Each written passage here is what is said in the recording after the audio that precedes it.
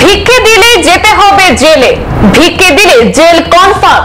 ভিক্ষাবৃত্তির বিরুদ্ধে নজিরবিহীন কঠোরতা জারি, এমন সরকারি সিদ্ধান্ত বিদেশে নয় ভারতেরই একটি শহরে। ভিখারি শূন্য করতে বড় সিদ্ধান্ত সরকারের, ভিক্ষা দিলে মিলবে কঠিন শাস্তি। নতুন বছরের জানুয়ারি মাস থেকে এই নিয়ম চালু করতে চায় প্রশাসন। ভিক্ষাবৃত্তির মতো লজ্জার পেশাকে বিলুপ্ত করতে নজিরবিহীন কঠোরতা অর্থাৎ পদক্ষেপ গ্রহণ করতে চলেছে মধ্যপ্রদেশের ইন্দোর প্রশাসন। ভিক্ষাবৃত্তি বিলুপ্ত ঘটাতে সেখানে কেন্দ্রীয় সরকার একটি প্রকল্প গ্রহণ করেছে, যা শুধুই ইন্দোর নয় বরং দিল্লি, বেঙ্গালুরু, চেন্নাই সহ মোট 10টি শহরে চালু হবে। মূলত ভিক্ষাবৃত্তির নামে চলতি অপরাধকে রুখতেই নাকি এই প্রকল্পের সূচনা করা হয়েছে।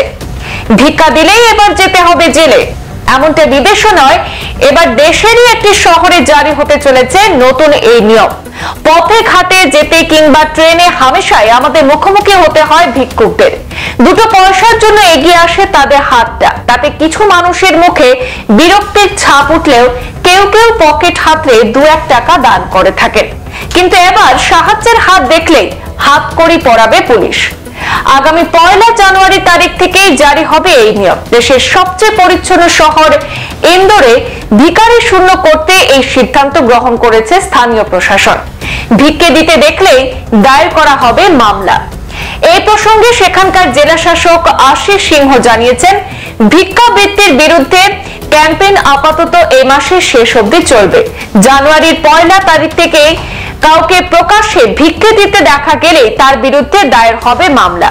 এদিকে কেন এরকম সিদ্ধান্ত তা নিয়ে প্রশ্ন উঠলে তথ্যে জানা যায় যে এটি কেন্দ্রীয় সরকারের আওতায় একটি অগ্রণী প্রকল্প, যা শুধুই ইন্দোর নয় বরং দিল্লি, বেঙ্গালুরু, চেন্নাই সহ মোট 10টি শহরে চালু হবে।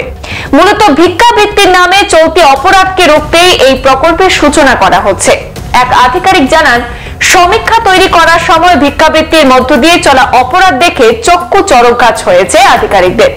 ভিক্ষাবৃত্তিতে জড়িত কারোর রয়েছে পাকা বাড়ি, কারোর ছেলে মেয়ে আবার কাজ করে ব্যাংকে। একটি পরিবার আবার রাজস্থান থেকে ইন্দোরে এসে ভিক্ষা করছে আর রাত হলেই চলে যাচ্ছে বিলাসবহুল হোটেলে, এমন নানান তথ্য উঠে এসেছে। উল্লেখ্য, গত বছর ইন্দোর পুলিশ বেশ কয়েকজন ভিখারিকে আটক করে নিশ্চিত হয় তারা বিহারের রাজ্যগুলো থেকে ইন্দোরে জড়ো হয়ে দিনের বেলা ভিক্ষাবৃত্তি করে আর রাতে সেখানকার বিলাসী হোটেলে ঘুমায়।